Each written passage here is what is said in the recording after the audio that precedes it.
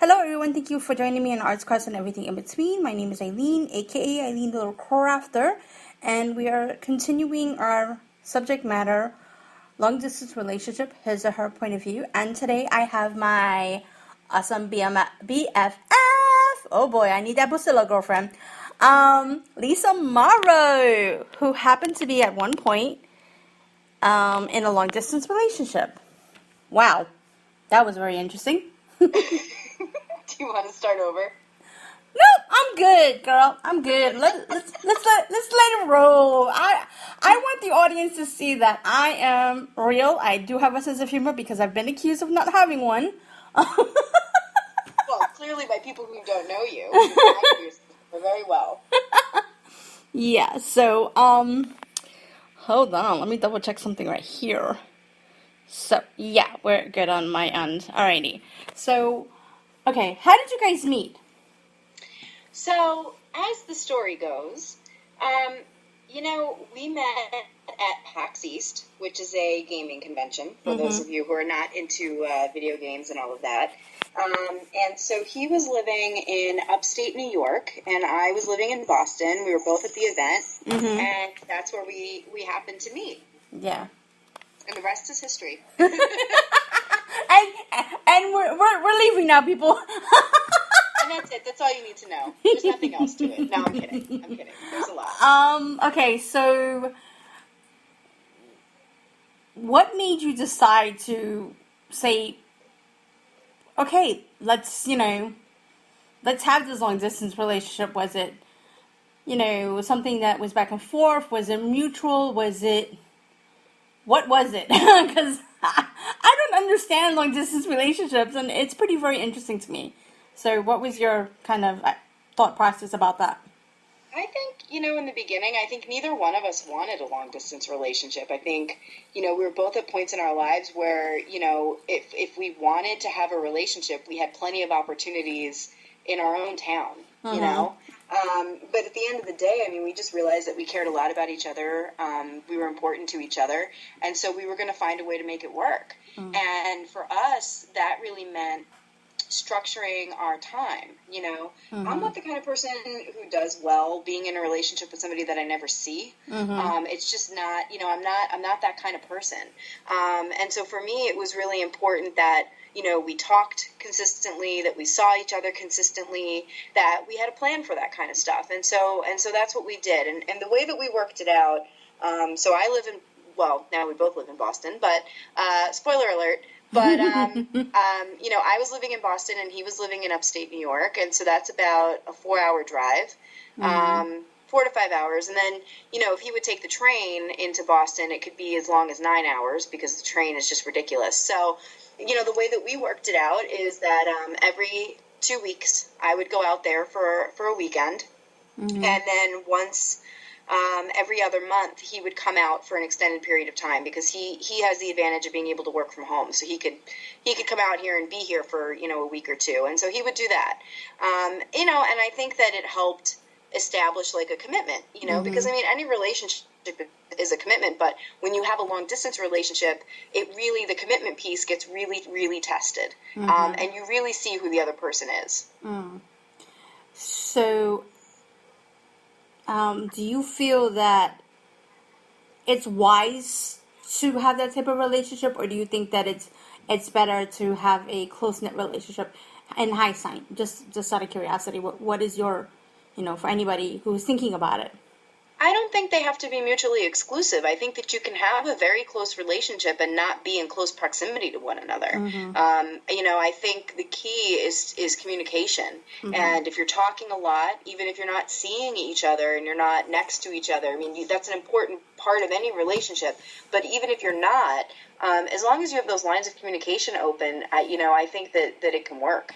Okay, so you basically feel like, and not for nothing, it does become easier with cell phone and the internet, especially with Skype. So technically you can see one another, without having so much issues. So I think that with technology, do you agree that it is been a little easier? Yeah, but I think nothing makes up for the fact of, going to a movie or going on a date or just spending time with the other person. You don't have that, and, you don't have it as much as say, a couple that live in the same town. So you really have to make the most of your time. I mean, I can tell you, like, when he was living upstate, I would usually leave early on a Friday. I would try to work a half a day on Friday so I could get out there relatively early on Friday night. And then I actually, because I'm insane, would leave upstate New York at like 3 in the morning and drive back at like 3 in the morning on Monday morning and go straight to work. Because I just really wanted to maximize how much time, I could be there. Obviously, that doesn't work in relationships where you're across the country or you're in other countries. I mean, I have friends that have been in long-distance relationships where they've, been in different countries. And I don't know how they do it. I don't know how they can go that long without seeing each other because, Skype is great, but it doesn't replace the other person being there. Yeah, the physical part of it. Yeah, no, I gotcha. I totally understand. So after months or weeks or whatever, you guys decided to move in together. Like, how was that? Like, from traveling from 3 to 9 hours to, okay, let's move in. Let's be, a unit per se. It was an adjustment, but I think that you're going to have that adjustment whether you've been in a long-distance relationship or not. You know what I mean? I mean, moving in with somebody is a big step. It's a big decision, and we actually, we had planned to be long-distance for a couple more months than we ended up being. In the end, we just decided, like, screw it. Like, if we're going to make the move, what difference does it make when it happens? You know, if this is what we want to do, let's just do it now and get it over with. And for us, that was the right decision, but it can't always be that way. I think that there's a lot to consider. I mean, for us, it was, merging I went from a house to an apartment. He went from an apartment to this apartment. Like, it was a lot of, like, merging our lives. What's going to stay, what's going to go. I mean, you have that whether you've been in a long-distance relationship or not. You're going to have those battles of, but I want this artwork on the wall, or I want to keep this chair. You're going to have those arguments anyway. So it's just a question of, have you worked out the communication? Do you know what's important and what the priorities are to your partner? And do they have the same consideration for you, really? Oh, I'm so lucky David was a minimalist. Oh, he really man. Is. He really is. I know him well, and he really is. Because I think we would have been in trouble. But considering that I came from a studio apartment into the two bedroom apartment that we have now, yeah. So it was a readjustment, So I totally understand that. Now, so basically, you think that in having these discussions, were they critical in you saying, okay, let's not wait anymore? Do you think that until you work it out of your system and every little minute detail is in focus, do you think that it would be, then that's when you should say, okay, even though you're going to hit snafus along the way, do you think that that's when, people should consider, okay, this is a good move for us?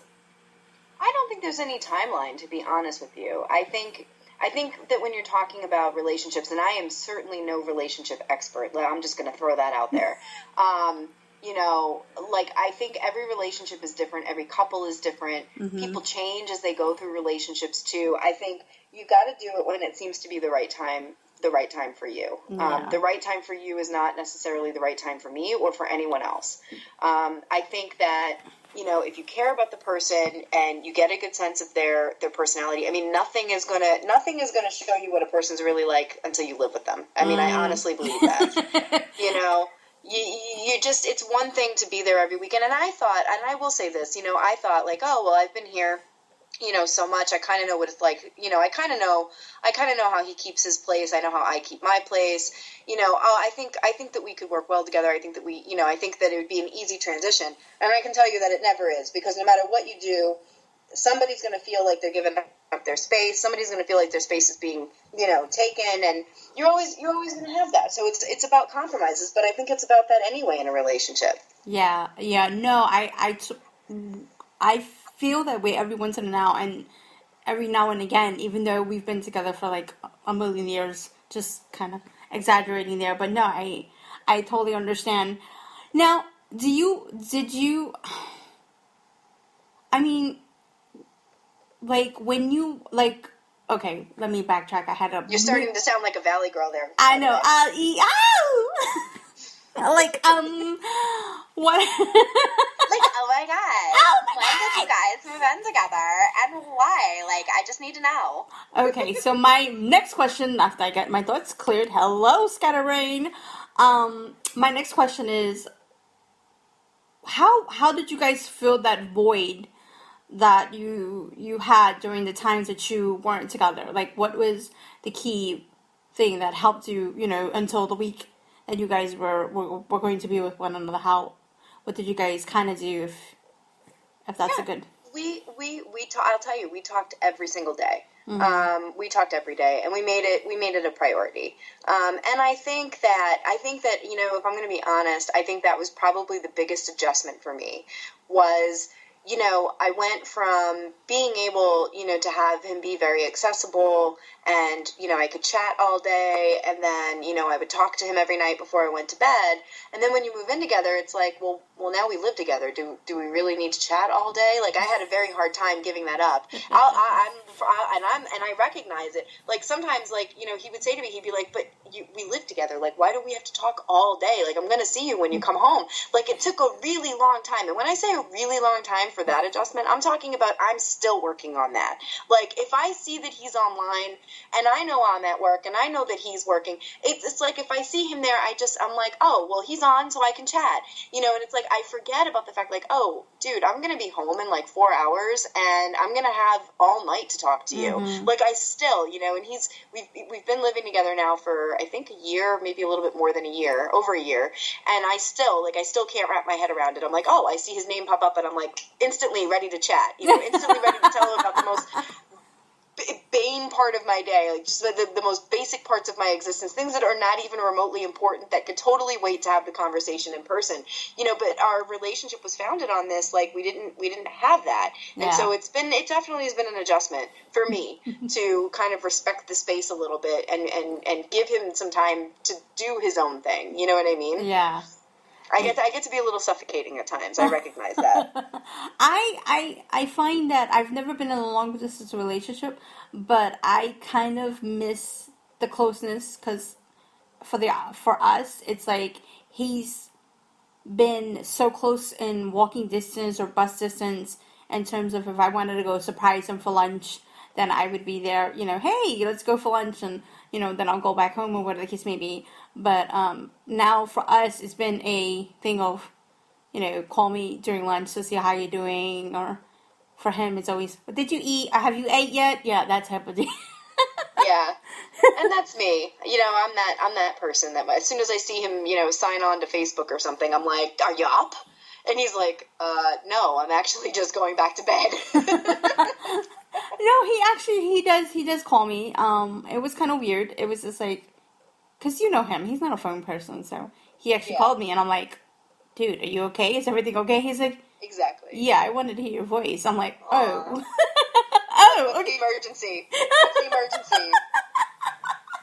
So I kind of could relate to that. Like, I miss the calls, but at the time, since he has been home, it's also been a eye-opener of how much we take each other for granted and the space and all that other stuff. So I kind of could relate to what you're saying. Do you think that long-distance relationships are something worthwhile, or are they just something that is, a fast day? What is your main thought about relationships, long-distance relationships? What is your point of view? I mean, my point of view is this. I think a relationship is a relationship, and I think that there's pieces of it that, you need to be around the other person for. But I think ultimately, if you've got two strong people and they're both willing to make the commitment to it, I think that it can work. I mean, is it easier? Look, is it easier to be dating somebody in your own city? It absolutely is. It absolutely is. You kind of have, built-in date nights, and, you guys can go to events together. It's hard. It's not easy when, you're in a relationship and your friends, never meet the person because they're not around, or, you're never free on a weekend because you're traveling to go see them. You do give up a lot to do that. But I think that, if the person is worth it to you, then that's just another, it's just another thing that you're going to do. And again, I mean, the world is so much smaller than it used to be. Do you know what I mean? Yeah. You talk about technology, we talk about, even travel. The world is so much smaller than it used to be. So really anymore, what's the difference if you date somebody? There's a huge difference, if you're talking about like the 70s or the 60s or even earlier than that, huge difference between dating somebody who lived 2 hours or 4 hours away than there is now. Yeah. And it's become... I think it would have been much more difficult, back then to try to have a good, solid relationship with somebody when they weren't, super close to you. But nowadays, that kind of stuff doesn't really matter. There's so many ways around it. Oh, yeah. No, I'm excited for you guys, and I'm really happy that you guys, finally are a cohesive unit, as they say. And, I'm really excited to be working with Brian. I need to give a plug-in and say hello. Brian is definitely working on my logo so that we can finally have one cohesive logo for Arts, Crafts, and Everything in Between, and the Little Crafter Show, which is on YouTube, so that I can finally get these podcasts onto iTunes, and so that you guys know when you see that little kitty, it's me, So I'm super excited about that. So thank you so much, Brian. And I can't wait to have you on the show. And also, I wanted to say congratulations to Lisa.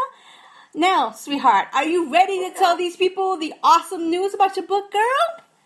I don't know. I don't even know which awesome news I'm supposed to give. Let's Which see. one? Oh my God, I know. I have so much good news since we did our podcast. Right? Yeah, that's why I want to leave some room. Let's see. What happened since our podcast? Oh, my book got nominated for an award, for the Indie Brag Award, which was actually one of the places that I was repping in the podcast. Doing the happy dance.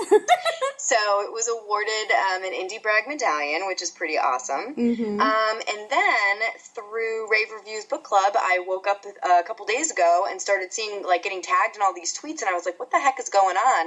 And I checked out the website, and it turns out that my book was nominated as one of their books of the month. So it's getting quite a bit of exposure now. Everybody's tweeting about it and talking about it and reading about it, and the reviews are really rolling in, which has been great.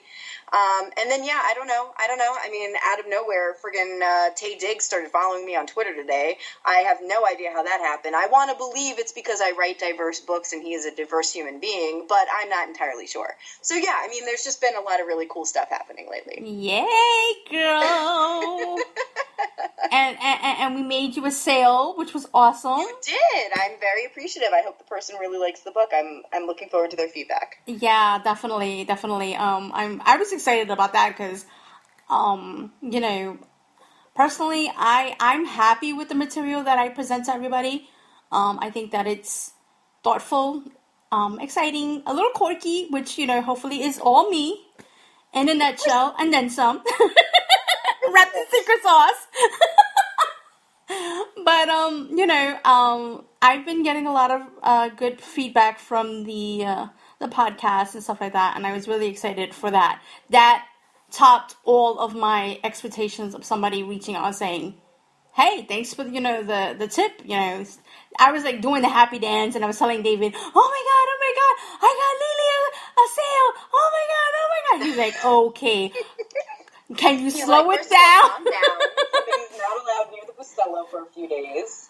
He was no, it's it's very exciting, and I can tell you, I mean, it's definitely, I could just, I'm not even going to go into it. I could just talk about it for days. It's super exciting. I was so grateful that you had me on the show, and I love coming back and talking to you. You know that I would do this every day if I could. If my whole life could just be doing podcasts with you, I would quit my job in a second and do it. But unfortunately, life doesn't work that way, right? I know, unfortunately, but, thank you. Speaking of long-distance relationships, speaking of long-distance relationships, I just want to say this. I think it's interesting how people will say, like, oh, you can't have a long-distance relationship can't be successful. How can it be successful? Well, what about when you move away? When you move away and you leave your friends behind? You're a perfect example of this. How often do I talk to you? I probably talk to you as much as I talk to Brian, and I live with him.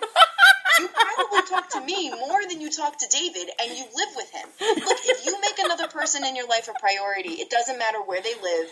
If they're the priority, they will know that they're a priority in your life. Not for nothing. I kind of didn't see it that way, but I kind of did. But I was thinking of more of the romantic side of it. But as a friendship between you and I mean, because we consider ourselves sisters from another Mishra over here and whatnot. And I, it's kind of weird because when you don't call me, the next day I'll when I see you on Facebook, I'm like, is everything okay? What happened? Yeah, it's like a checklist. We have a checklist every day of the things that we need to talk about, of the topics. They don't really change that much. But no, I think it's the same thing in a romantic relationship, minus, the obvious. But, it's the same thing in a romantic relationship. If you make another person your priority and you go out of your way for them and you make time for them and you have meaningful conversations, you're going to build a relationship and you're going to have a real relationship. I mean, I can't tell you, I don't know, I have 300 and something friends on my Facebook. I can tell you that the vast majority of them are people that I know in real life and I consider to be good friends. And I can tell you, I'm the first person that I recognize I need to do more about, reaching out to people and having actual conversations with them because I think so much becomes social media and you don't think anymore. Like, I can't remember half the people's birthdays anymore because I get reminded about it on Facebook. I don't know off the top of my head. I don't remember people's phone numbers. There's a handful of phone numbers I remember. It's if you make people a priority and you go out of your way for them, they'll do the same for you. And if they don't, then they don't belong in your life. And that's true of any relationship, friendship, romantic relationship, anything. Yeah, no, I totally 100% agree with you. I think that it's so important if you want to keep these people in your life, you should reach out more often than not. And I have felt like I've reached out to certain people and I've gotten my hand slapped and I'm like, okay, why don't you just be honest? And I think that is also the key, that you have to present yourself in an honest and open fashion. I guess too many things go on where people feel like, oh, this person just wants something from you. And it's just an honest goodness relationship, whether it be with your family, whether it be with, the girl you went to college with, just be honest and open and be truthful to that person. Don't just kind of brush them off like, yeah, whatever, like you want something from me, Right, and don't reach out to people when you're, it's I'm a big reach out fan, as you know, because I talk to you just about every day of my life. No, I went to look. I'm gonna plug something else that I think is really wonderful. There's a workshop called Ask What Matters, or What Matters, and I can get you the links to it. It's run by Paul Sherman and his partner David Garden. And I went to their workshop last summer, and they talk about this. They talk about reaching out. They talk about reaching in and asking yourself some serious questions. But another big thing is reaching out. And one of the things that they said was, you know what? It doesn't kill you to make a phone call. And if you get a person's voicemail, you know what? People hate getting voicemail now. Do you remember when voicemail was like the big thing and everybody left a message and everybody actually returned voicemails? Now nobody does. Because you can text and you can Skype and you can Facebook and you can tweet and there's so many other ways to get in touch with people. But nothing is going to replace having an honest-to-God conversation over the phone or in person. Yeah. And you know what? That really reminded me that I need to do a better job of actually making time for the people that are important to me, regardless of where they are. Yeah, no. For me, I get very frustrated in the fact that when you're reaching out and then people are like, oh, we always missing each other or we never get together or this and a third. And it's like, well, I'm on Facebook. You can text me. You can call me. There's always, or I'm on Twitter, You know what I found? You know what I found after that workshop? First of all, people are usually really surprised if you actually pick up the phone and call them like in what seems like out of the blue. I started calling a couple of people and they were like, "You're calling me? Is everything okay? Like I don't hear from you unless something's wrong." And I'm like, "Nope. I actually realized I haven't talked to you in a while and I wanted to talk." And some people will be like, "Oh my God, this is a great time," and they can talk right away, or they'll be like, "You know what? I really want to talk to you, but I can't right now. I'm super busy." And you know what I found? Schedule a time. Just be like, "Hey, you know what? Will 6:00 on Wednesday work?" or whatever whatever the date and time is. People are so receptive to it, and I think it's just a part of society now that we're just missing. Yeah. You know, it's people don't talk on the phone anymore or you know, hang out. It's all about, you know, even when you go out, and I'm guilty of this too. You go out and it's to take the pictures so you can post them on Facebook and tag everybody. You know, it's not really to go out to just enjoy and be in the moment.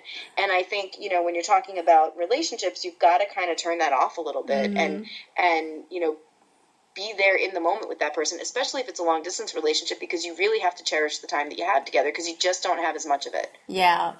And the other thing is, it's just that I'm also guilty of this too. When I kind of run out of stuff to talk about with David, I sit there and I play with my phone. So no. Oh, we do that too. But you know what? But we're at a point now where we're like, we've lived together long enough. We can do that and get away with it, kind of. Okay. I mean, I give him crap. He doesn't give me any crap if I do it, but if he does it, it's like World War III. Like, how dare you pull out your phone instead of sit here and watch the same episode of 30 Rock with me? You know, it's I give him crap about it all the time. But the reality is that, you know. Yeah, we've been. I kind of feel better. I feel better about that. Anyways, I think we should wrap this on up. And as always, I've had a wonderful time talking to you. This has been a blast. I know that we can go on for another 2-3 hours, but we need to save it for another podcast, girl. Because I love having you on. I think we need to do like a random Q&A session someday. Just like take a bunch of questions from readers or from listeners and all that, and you know, people on your blog, and just throw a bunch of questions together and let's just go at it. Because you never know, right? You never know. There's a couple of factors. It depends on how much Pustello either one of us have had. That's one thing. And then, you know, I kind of like not knowing what the next question is going to be. Well, I originally had we'll do a grab bag. That would be cool. I originally had some questions in mind, but you know me, I like being random. Yeah, I love being random, and I think that makes me have much more fun in this genre, which obviously is doing much better. But in anywho, alrighty guys, I will have those links if you guys are interested in those types of workshops, which sound amazing. And you can find me at eileenthelittlecrafter.com, and I will also have a link to Lisa's blog as well. Alrighty, thank you so much, Lisa. Thank you. Alright, bye for now, guys.